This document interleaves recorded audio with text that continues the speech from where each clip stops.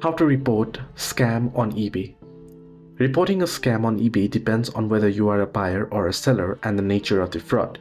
Key methods include using the report this item link on listings, contacting support for fraudulent messages, or using the resolution center for transaction issues. If you have not purchased the item but spot a scam, you can example counterfeit goods, suspicious pricing, you can report the listing directly. So you want to navigate to that particular listing page, right? So navigate to that listing page. Once you navigate to the listing page, what you'll do is you'll be able to report the item here.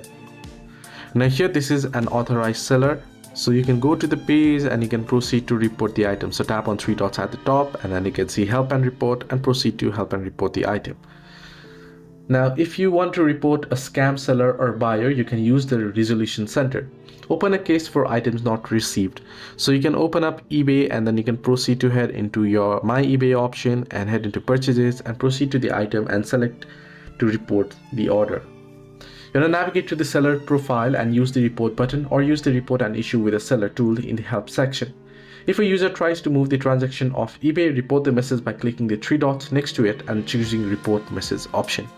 Hope this video was helpful. Do like and subscribe as well.